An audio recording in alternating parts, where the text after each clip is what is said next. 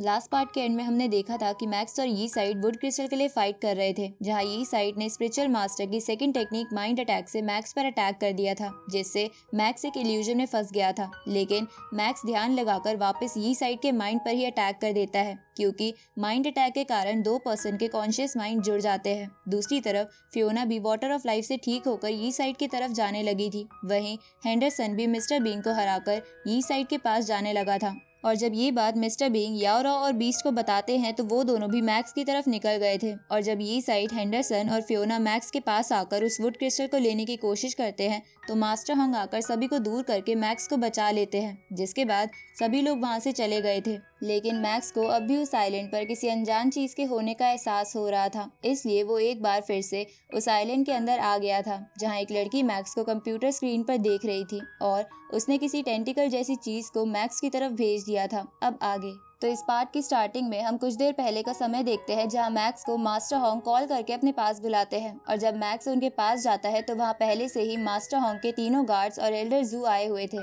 जिसके बाद master Hong वहां एक साउंड प्रूफ बैरियर बना देते हैं ताकि कोई भी उनकी आवाज को ना सुन सके। अब मास्टर हॉन्ग मैक्स और तीनों गार्ड्स को उनका वुड क्रिस्टल शेयर देते हुए बोलते हैं कि हम बहुत दिन से वुड क्रिस्टल खोज रहे थे, लेकिन अब वुड क्रिस्टल मिलना धीरे धीरे बंद हो चुके हैं। साथ ही यहाँ पर हमें एलियन सिविलाइजेशन होने का भी कोई प्रूफ नहीं मिला है, इसलिए जिजियान हॉल का ये रिसर्च मिशन यही खत्म होता है। पर अगर तुम सब यहाँ रुककर और भी वुड क्रिस्टल ढूंढना चाहते हो तो तुम लोग यहाँ रुक सकते हो, और अब से ढूंढे गए वुड क्रिस्टल पर सिर्फ तुम्हारा हक होगा, ना कि जिजियान हॉल का। ये सुनकर तीनों गार्ड्स मास्टर हॉन्ग के जेट में बैठकर उनके साथ वापस चले जाते हैं, जहाँ जाते समय मास्टर हॉन्ग मैक्स और इंस्पेक्टर जू से कहते हैं कि मैं जल्द ही एक रिसर्च टीम को यहाँ एलियन सिविलाइजेशन ढूंढने के लिए भेजूंगा। अब मास्टर हॉन्ग के जाने के बाद मैक्स और इंस्पेक्टर जू बातें करने लगते हैं, जहाँ मैक्स उनसे बोलता है कि मैं यहाँ रुककर मिस्ट आइलैंड को और ज्यादा एक्सप्लोर करना चाहता हूँ, जिस पर इंस्पेक्टर जू भी एग्री करते हैं। इसके बाद इंस्पेक्टर जू और मैक्स दोनों फिर से मिस्ट आइलैंड को एक्सप्लोर करने निकल जाते हैं,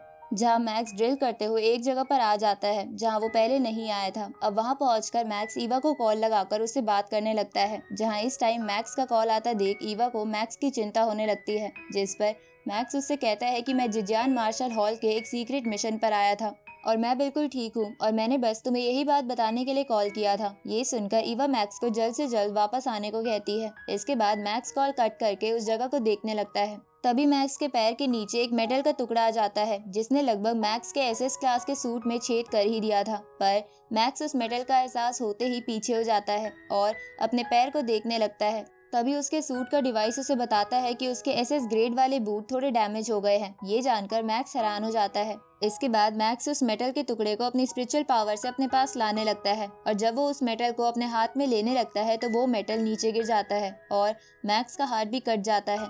ये देखकर मैक्स उस मेटल को फिर से अपनी स्पिरिचुअल पावर से उठाकर अपने मन में सोचने लगता है कि इस छोटे से मेटल का वेट तो 1 टन से भी ज्यादा है, और तो और शायद ये मेटल अर्थ के किसी भी मेटल को आराम से कट कर सकता है। तभी मैक्स चौंकते हुए कहता है कि कहीं ये किसी एलियन सिविलाइजेशन का तो नहीं है, क्योंकि कोन ड्रिल के बावजूद भी मुझे एसएस क्लास के किसी मेटल में छेद करने के लिए बहुत ज्यादा स्पिरिचुअल पावर लगती है, पर इस मेटल ने तो मेरे एसएस क्लास के सूट को बड़ी ही आसानी से डैमेज कर दिया।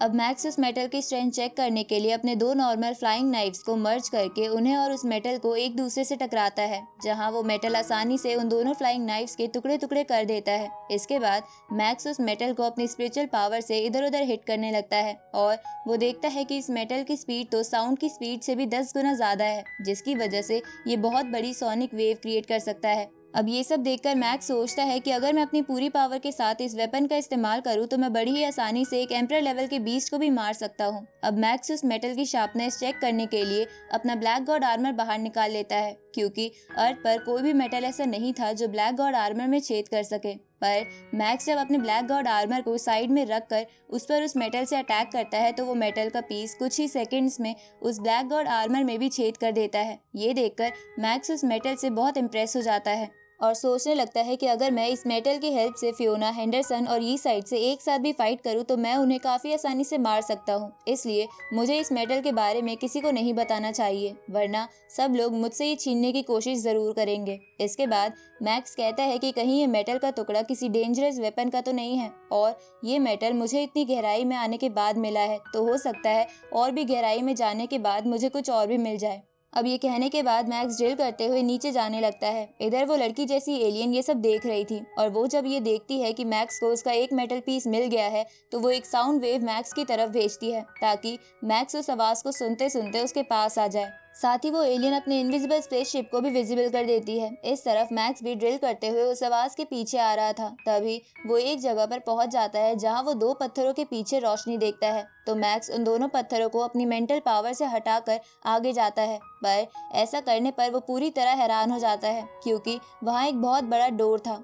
पर मैक्स को समझ नहीं आता कि 10,000 फीट नीचे कोई डोर कैसे हो सकता है। अब मैक्स उस डोर के सामने आकर उसे खोलने के लिए उस पर अपने फ्लाइंग नाइफ से अटैक करने लगता है, पर उन नाइफ से उस डोर को कुछ नहीं होता क्योंकि वो किसी हार्ड मेटल से बना था। तो ये देखकर मैक्स अपनी स्पिरिचुअल पावर से उस डोर के अंदर स्कैन करने लगता है, पर उस डोर के दूसरी तरफ मैक्स को किसी लिविंग थिंग का एहसास नहीं होता। अब मैक्स समझ चुका था कि पूरी चीज कहीं न कहीं एलियन सिविलाइजेशन से जुड़ी हुई है, इसलिए मैक्स मास्टर हॉन्ग को कॉल करने का ट्राई करता है ताकि वो उनको इसके बारे में बता सके, लेकिन वहाँ पर सिग्नल नहीं आ रहे थे। ये देखकर मैक्स याद करने लगता है कि जब वो एंशिएंट रुइंस में एग्जाम देने के लिए गया था तो वहाँ भी उसके सिग्नल को ब्लॉक कर दिया गया था, जिसकी वजह से वो बाहर किसी को भी कांटेक्ट नहीं कर पाया था। अब मैक्स बोलता है कि लगता है यहाँ भी सिग्नल ब्लॉक किया गया है, इसलिए आगे जो भी करना है मुझे अकेले ही करना होगा। तभी वो डोर ओपन हो जाता है और मैक्स उसके थ्रू अंदर आ जाता है, जहां उसके आते ही एक होलोग्राम एक्टिवेट हो जाता है, लेकिन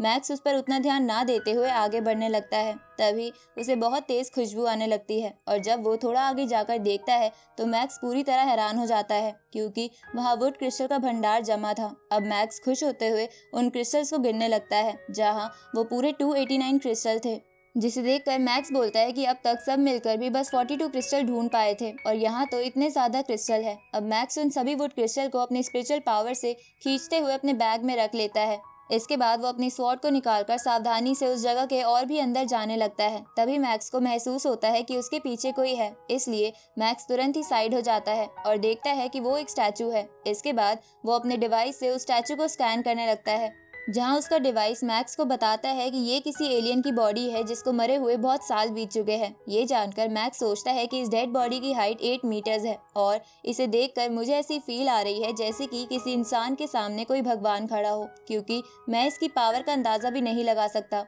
साथ ही इस एलियन की बॉडी थोड़ी बहुत चिंपैंजी जैसी है। ऊपर से इसे मरे हुए शायद बहुत साल हो गए हैं, पर अब तक इसकी बॉडी डीकम्पोज नहीं हुई है। अब मैक्स और आगे जाकर अपने स्पिरिचुअल पावर से उस जगह को स्कैन करता है जहां उसे पता चलता है कि वहां और भी 6 डेड बॉडी मौजूद है। तो मैक्स उन सभी डेड बॉडीज को एक एक करके देखने लगता है, जहाँ पहली वाली बॉडी को देखकर मैक्स कहता है कि ये तो उसी चिंपैंजी की तरह है जिसे मैंने कुछ देर पहले देखा था। इसके बाद वो दूसरी बॉडी को देखकर बोलता है कि ये तो किसी मशीन की तरह है जिसके अंदर लाइफ थी, यानी कि ये कोई मशीन और लाइफ के कॉम्बिनेशन वाली स्पीशीज है। अब मैक्स थर्ड और फोर्थ बॉडी को भी देखता है, जहाँ थर्ड वाली बॉडी की हाइट बहुत ज्यादा थी, साथ ही उसकी बॉडी की स्किन किसी आर्मर की तरह थी और जो फोर्थ बॉडी थी उसकी बॉडी पर हॉर्न्स और टेल्स भी थे। इसके बाद मैक्स फिफ्थ बॉडी को देखता है जिसकी हाइट किसी ह्यूमन की जितनी थी, पर उसके हेड पर एक हॉर्न था। तभी मैक्स जैसे ही सिक्स्थ डेड बॉडी को देखता है तो वो चौंक जाता है क्योंकि वो बॉडी बहुत हद तक ह्यूमन से मिलती जुलती थी। इसलिए मैक्स को लगता है कि शायद कोई ह्यूमन इतना ताकतवर बन गया होगा कि वो यूनिवर्स में ट्रैवल कर सके, पर मैक्स अभी इस बात को कंफर्म नहीं कर सकता था क्योंकि उसके पास कोई प्रूफ नहीं था।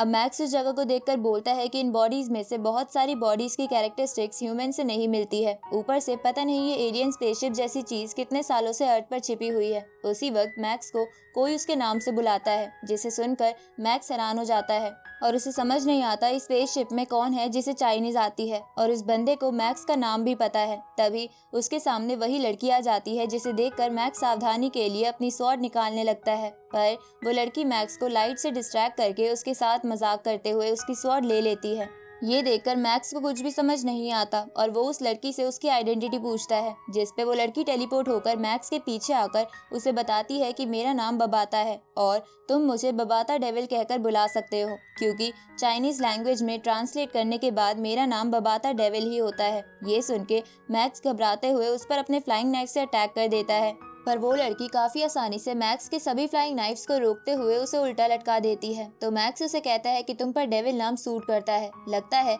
तुम्हारी पूरी स्पीशीज ही डेविल है। ये सुनकर बबाता कहती है कि मैं किसी पर्टिकुलर स्पीशीज से बिलोंग नहीं करती हूँ, लेकिन मैं बहुत ही स्मार्ट हूँ। साथ ही ये मेरी रियल बॉडी नहीं है, बल्कि इसे तो मैंने अपनी स्पेसशिप की एनर्जी से बनाया है। पर एक एनर्जी बॉडी होने के बावजूद भी मैं चीजों को छू सकती हूँ, जिसकी वजह से कोई भी ये पता नहीं लगा पाता कि ये मेरी आर्टिफिशियल बॉडी है। ये सुनकर मैक्स अपने मन में सोचने लगता है कि इस लड़की की स्ट्रेंथ मुझसे ज्यादा नहीं है, लेकिन इसके पास कुछ सीक्रेट एबिलिटीज है, इसलिए मुझे सावधानी से इससे ज्यादा इन्फॉर्मेशन इकट्ठा करनी होगी। तभी बबाता मैक्स को बताती है कि उसने बहुत सालों से अलग अलग चीजें पढ़ी है और एक्सपीरियंस की है, जिसकी वजह से वो एक स्मार्ट लिविंग क्रिएचर है। ये सुनकर मैक्स सोचता है कि एंशिएंट सिविलाइजेशन के उस क्रिएचर मैन को भी मेरा नाम पता था और उसे भी चाइनीज लैंग्वेज आती थी, क्योंकि उसने ह्यूमंस की सारी बुक्स पढ़ रखी थी। तो शायद बबाता भी उसी क्रिएचर की तरह है, पर उस क्रिएचर का मकसद अर्थ के टॉप वॉरियर्स को चुनना था।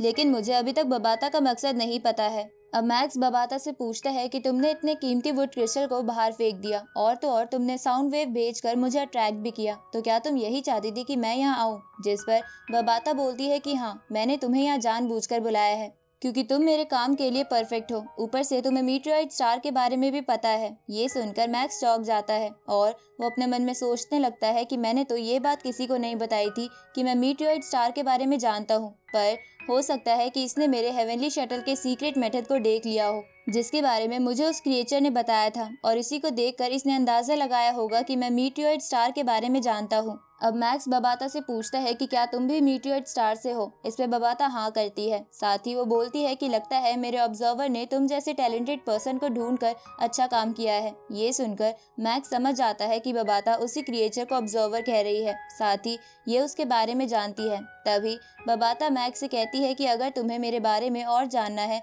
तो मेरे पीछे आओ। ये सुनकर मैक्स उसके साथ जाने लगता है, जहाँ एक जगह पहुंचने के बाद बबाता मैक्स को बताती है कि अर्थ पर मीटियोराइट स्टार के कई सारे ऑब्जर्वर हैं जो अर्थ के टैलेंटेड स्टूडेंट्स को चुनने का काम करते हैं, और जिस एंशिएंट रूइंस में मैक्स पहले गया था वो जगह भी एक ऑब्जर्विंग स्टेशन में से एक है। इसके बाद बबाता कहती है कि हमारे ऑब्जर्वर छोटे लेवल के प्रैक्टिशनर्स को सेलेक्ट करते हैं और फिर मैं उनमें अबव स्टार ट्रैवलर लेवल के प्रैक्टिशनर्स को सेलेक्ट करती हूँ, पर मुझे ये काम करते करते 50,000 साल बीत चुके हैं। ये सुनकर मैक्स चौंक जाता है और बोलता है कि तो मतलब जो बाहर डेड बॉडीज रखी है वो भी यहाँ 50,000 सालों से है। ये सुनकर बबाता कहती है कि हाँ, उन्हें मरे हुए 50,000 साल बीत चुके हैं। इसके बाद बबाता दुखी मन से मैक्स को बताती है कि वो सभी मेरे मास्टर्स के स्टूडेंट थे और उस टाइम पर इन्हें हराना किसी के भी बस की नहीं था, लेकिन 50,000 साल पहले एक वॉर में मीटियोर स्टार डिस्ट्रॉय हो गया और उसी हमले में मेरे मास्टर और ये सब मारे गए। तभी वहाँ एक होलोग्राम एक्टिवेट होने लगता है, जिसको देखकर मैक्स हैरान हो जाता है।